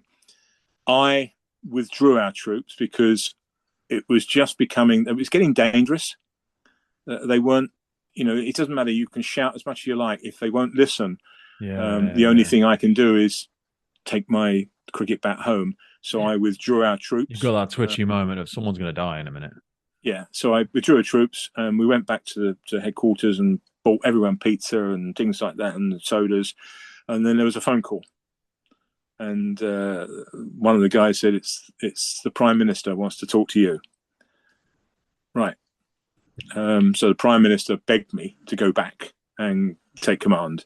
And I basically laid out some rules that if I do, then it's on these. We will do it this way. So he agreed, and I was given the Minister of Energy, and we never scared when you're out there? Because we have all of our own biases, and this is very perhaps culturally disrespectful of me, but we all have a limited vision on different parts of the world, and there are places in those regions of the world, from my limited understanding, where there is challenges with structures of governments and police and aggression and violence at times, and people still do go missing randomly. Just trying to do the best thing in a place where you as a Westerner might be vulnerable, or maybe I'm being very disrespectful there. No, it's. I mean, that is not a bad comment to make. I go back to the recruits course. I wanted to take the recruits course to a place that had a fire, and we'd found one, and we went there. So we're taking 52 guys to this place near the coast in Dar es Salaam. At the same time, there is a robbery that goes on in a house, just literally a stone's throw from where we're all standing. And one guy jumps over the wall and he's brandishing a knife. I felt a bit like an American president. I had 52 fire officers standing around me. They'd literally cordoned me off. so that I wouldn't. Bless them. Yeah, but that was the relationship leadership gives you. Mm. And I mean, the time that I attended, I was I'm qualified medical wise. I did the Royal College of Surgeons pre-hospital emergency care course. I've taken, a bit like Michael, he did a different route, but medical stuff and how to treat people in serious trauma has been one of the guiding things for trying to get my fire service to do. And I turned up at a road accident where a local Tanzania had been run over by a vehicle on a dusty sort of road, and I got there first. I didn't worry about my safety. What I got was, because I'm kneeling beside this guy in my uniform with my black trousers and my white shirt, open neck, with all the paraphernalia. I'm kneeling there dealing with this bloke, and you should have seen the crowd standing around, and you always get a crowd. They could not believe, and I use the word Mzungu, which is white man, kneeling, treating a black man. Yeah. And to me, I'll bet that did so much for the cultural awakening of building relationships as well. But to me, there's no, they're people. And I think that generally speaking in the UK, I feel like we are much better with that sort of thing now. And I'm sure people will definitely disagree looking at the press and all that sort of rubbish. But I think we're really culturally diverse, and we're much more welcome. We don't see the barriers that are probably still prevalent in a lot of other places of the world, where they would never think for someone looking like you, sounding like you, to have that level of compassion for someone different to you. I asked, I mean, one of our drivers got injured in a car crash, and I asked my senior fire officer, Glad Billy, if I could, would it be right for me to go and visit him to see how he was? And I wouldn't assume that it would be okay. I asked permission from Billy. Would it be right for me to go and visit? He said, yes, that'd be fine. So we went and visited him. I'm not sure who was more humbled, because when I walked in, they provided bitings, some food, some drinks, because I'm coming, and I felt humble. I felt I'm intruding, but to me that's what we should be doing as leaders. We should be showing care and compassion. 100%. But it is, I mean, no doubt about it. It can be a dangerous place. We had a fire at one of the military barracks, which we were asked to, got a phone call. Yeah, can you go down there? We went down there. It's the first time I've lost a blue light lens with an AK-47 when the armory went up. Went straight through the blue light, which is quite difficult to replace. You have to go downtown to get them. And the other time was I pulled into a petrol station to fill up my fire car, and all the people were laying on the ground. And I thought, oh, it's a HAZMAT incident. Oh, no, some are standing and they've got sticks.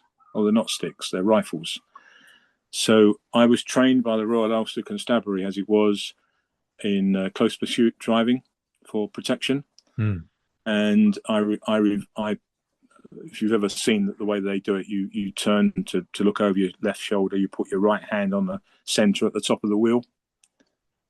That's I had just done that when the AK-47 round came through my side window and went 30 centimeters through my chest cavity, and came out just missing my spinal cord. So I reversed 150. Sorry, give me some context again. So you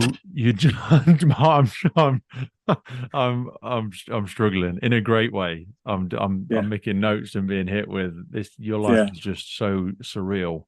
And I've looked at it, so I know all this is true for anybody that's listening. And I'm like, so this was some sort of local militia who had identified you, or had just come upon you? No, it was. They said the police said it was the army because they hadn't been paid, but that's supposition.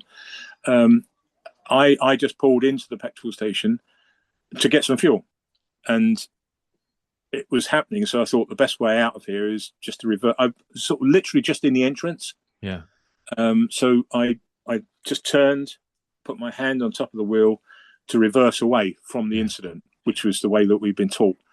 And I took the round. I didn't see the guy standing on the side with his AK-47, and he fired at point blank range, basically, through my window and through me.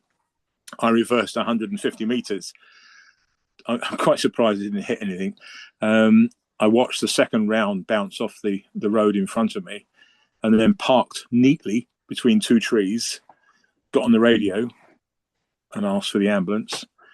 And then I had a phone call telling me not to go into the petrol station as it's being robbed. I said, too late, I've been shot.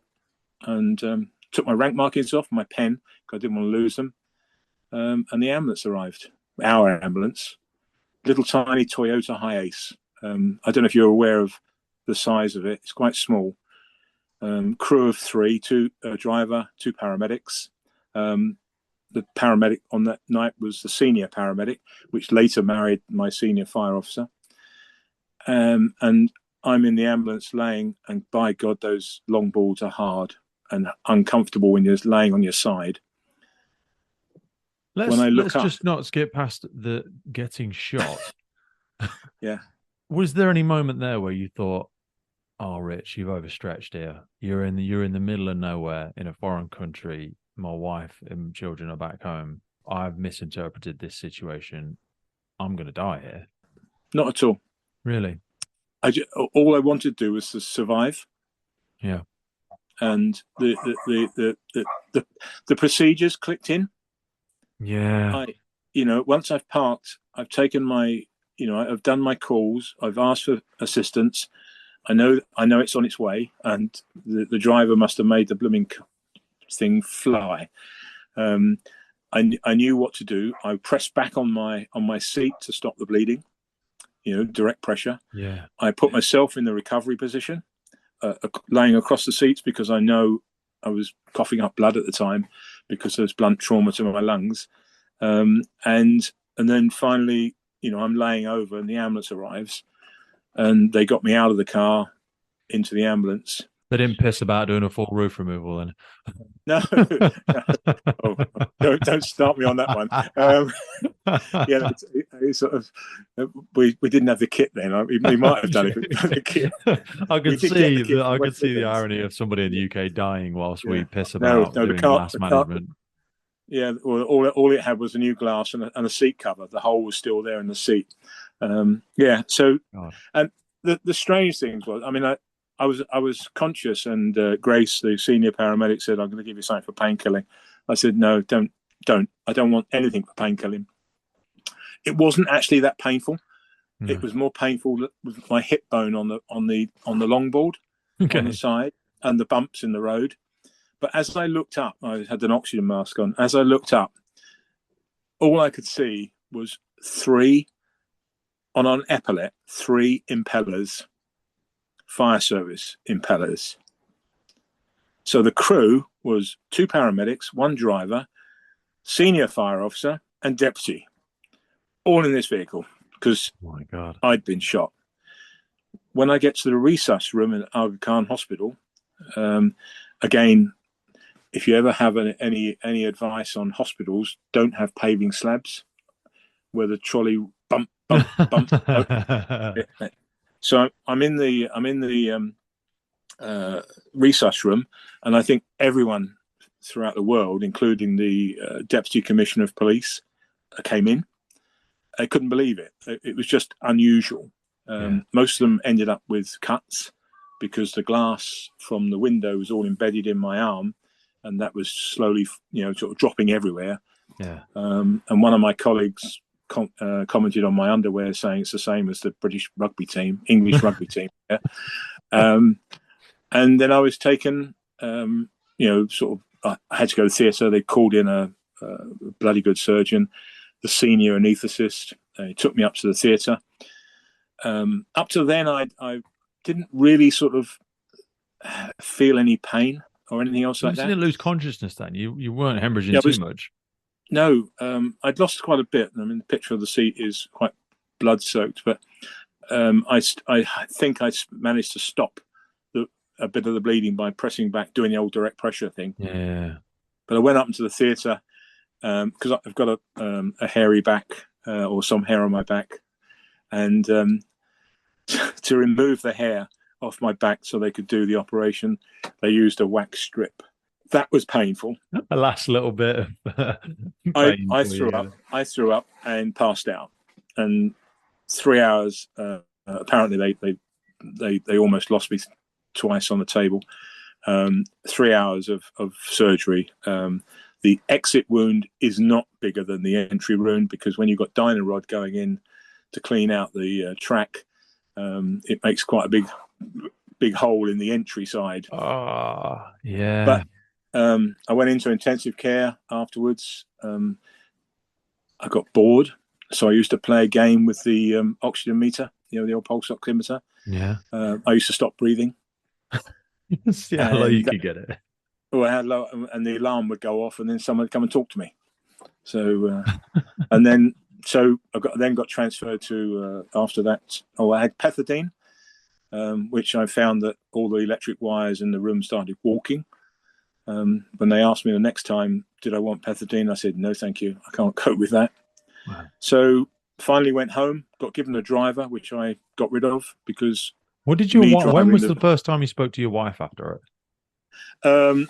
4 days afterwards. Had she been informed, the guys rang, or was yours the first conversation, or?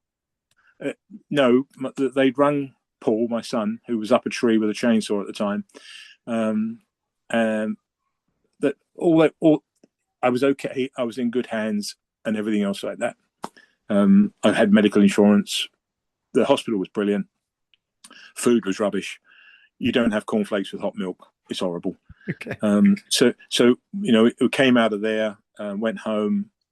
I went back to work in 6 days, which is a bit, the braces on the trousers, the leggings, they crossed right over the wound. So it was a bit uncomfortable. I had to go and see the consultant every day. And on one day, it was a Sunday, he said, the consultant said to me, "What time do you want to see me?" So came in, he cleaned it all up, finally went home, got upgraded to business class on the insurance. I think I had 10 million medical cover. The hospital, the ambulance and everything else like that was £695. Bloody hell. So, yeah. And went to my own doctor afterwards, and he said, "Oh, it's a good job." Yeah. Took stitches out, and yeah. So no real long-lasting effects other than when dinner parties get boring and people start talking about how they've cut themselves at work on a bit of paper, I can just sort of trump the conversation by saying, "Well, I imagine you're the worst for talking. When you have those course introductions, tell us an interesting fact about yourself. How long have you got?" Yeah. which one do you want? Yeah. I don't even talk. Mostly, I don't talk about it. I don't say. I mean, it might come up in conversation, but it's one of those things. I'm very, very lucky that I'm alive, because that bullet hole is right where my heart would have been in my seat. It's bang smack. I know exactly how much I owe Royal Ulster Constabulary for training me, but and the first aid and everything else like that. I'm just very, very lucky to be alive. But I wouldn't miss it. I went back. It didn't stop me going. Of course you did. That was in 2002. So I carried on. In fact, on that very same week that we had my shooting, and I sort of started to have that, aggressive physiotherapy, get moving, because it's you need to move about a bit. No, you do. We had an Australian on a tour bus. They went under a tree, and the bow broke, and he had a head injury. So we had a blue light run, 2.5 hours, to pick this guy up, and we got him back into the hospital, and the doctors are all around the resus room and the table, and the doctor says, "I hear one of your blokes got shot the other night," and the paramedic said, "Yes, he did." No, I hear one of your blokes got shot the other night. He said, "Yes, he did." I had to turn round, sort of pressure my shoulders to show that you could see through my white shirt, the dressing. So, bloody hell. Yeah. But did you never have the desire to stay out there? Well, no, the conversation with your wife, or nothing about relocation? No, she wouldn't come out there, and she wouldn't like the heat. And it was time, in the end of the day, you've got to say, it's time to move on and give other people. I mean, plus we're getting older. Give other people that chance to take it maybe to a different level. Yeah. It happens. So basically, 2015 was my last trip out there. I wouldn't have How old would missed you it have been for the then, world. just for people's context? Oh, crumbs. How old are you now? So we're talking Well, 8 I'm years ago. 74. I'm 74 now. 74. So you're 67, 66 then. Yeah. So it Bloody would. hell, mate. And you're so full of, I'm not saying that you shouldn't be, but like, I'm 33 and people like Yeah. you are absolute heroes to me because it makes me feel like such a baby. And I just think, wow, I'm so excited. I'm so, so, so excited about the things I've done and the things I'm doing and how young I really am in the grand scheme of life. Yeah. And live. I mean, I've always said, enjoy life. It will end someday. You don't know when. Enjoy life. I mean, I responded as a community responder for 15 years with West Midlands Ambulance as well, and Wales. And I used to go out to calls 3 o'clock in the morning or whatever. And you one of the old questions, you'd ask the patient how old he is, and he'd say 45 or something like that, and you go, blimey. And I'm there at 60 something. It's a bit of a matter of mind, but I think you just have to take up a challenge.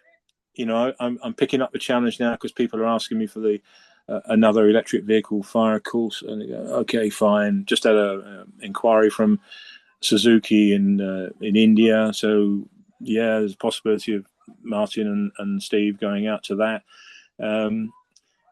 Just enjoy life, have a bit of time off, make the most of it.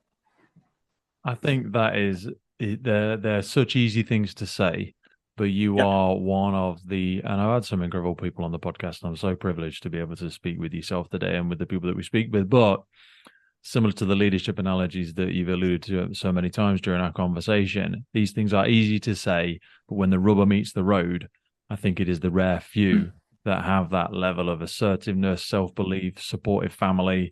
It's a hybrid of situation, scenarios, and circumstances that really push people like yourself to continue to have these adventures. Richard, we've been speaking for over 2 hours. And I feel like I could. Can I just finish one little? Please, one sorry, little yes, bit? sorry, please. David Gilbert Smith, ex-SAS, who founded the Leadership Trust in Ross-on-Wye, he had this definition of leadership was to win the hearts and minds of people to achieve a common purpose. Then he goes on to say, but first we have to win our own heart and mind. And that's the key. If you've got your own, there's no stopping you. Before you can lead anyone else, you must be able to lead oneself, isn't it? Yes. If you're true to yourself, how can you be false to anybody else? And that's my driving force is hoping to make people's lives better, safer, and sometimes maybe even uncomfortable in the questions that I ask them. So keep going. I absolutely love that, my friend. Thank you so much, Richard. I think after I've gone away and digested all this, I'd love to speak to you again in 2 months, 6 months. I don't know when. Maybe I don't think you're the sort of person that'll ever really retire. Retirement is very much a Western term, isn't it? Whereas actually it just means you have another opportunity to take on another adventure. Well, I think as long as you have adventures, and whether it's traveling or picking up a new thing. I picked up electric vehicles. In fact, I've just written a little tiny piece the other day. How long you've been involved in electric vehicles? So I started studying 6 years ago. In 2005, I dealt with my first investigation into a laptop fire, but the penny didn't drop. Okay. So, it's been around for a long time, and they've been causing problems for a long time, but now I've got it. I just can't stop. I just find it so interesting. I'm frustrated that I can't, once a week I'm talking to the largest port authority in the world, New York, just to bounce ideas off with the safety officer, the safety guy. I'd love to speak to them. I would really love if I could ask you for a. Well, there's been so many people I've written down. I mean, the Leadership Trust and Damien. I'd love to connect with. Well, William is. I'm sure he would be up for a discussion. He's been taken on as a safety consultant, for all the ports, all the airports. And there's 5 airports. JFK, LaGuardia, and of course he's got the 2 firefighters killed in Newark. Which he's on top of, and he's trying desperately. He's got a battle to bring New York Fire Department and the Newark Fire Department to speak and work together with the airports and ports. Oh, God, it's like Surrey and London trying to work together. You have to work. You have to work hard to make it. Yeah, 100%, my friend. I'm going to follow up with a whole list of names if I can, and I'd love to speak to you again at some point in the future. Yeah, Richard, I know people won't know, but you're off on adventures again at the minute. You're away with your dog and your partner and whatnot. So I am going to try and be as respectful as I can. But my wife is at home looking after the hens. Oh, is she? Sorry. She doesn't like traveling. So yeah. Bless her. No, thank you, Pete. I've enjoyed it. I've found that so fascinating, my friend. You've been so open, so honest, so generous with your time and your experiences. It's given far more than I ever could have anticipated from this conversation. I really want to thank you for that, my friend. No problem. No, thank you. Really enjoyed it. The Firefighters podcast was created to recognize, acknowledge, inspire, and hopefully even motivate these incredible individuals who have chosen to be part of the first responder community. Our driving purpose is to create a legacy resource for the current and future generations of firefighters and first responders. We get some incredible feedback from listeners and guests. And as the podcast grows, our desire to create longevity and sustainability means that we are asking for the support of our listeners. If you want to support the podcast, if you want to get discounts to our merchandise, hoodies, clothing, coins, patches, and also access to all of the incredible documents get shared with us from our podcast guests and sector leaders, and please head over to our Patreon page, and for just £3 a month you can support the future of the podcast. Please finally hit that follow, subscribe or rate button on the platform you're listening, and wherever you're around the world, please support your emergency services responders, and thank you for listening.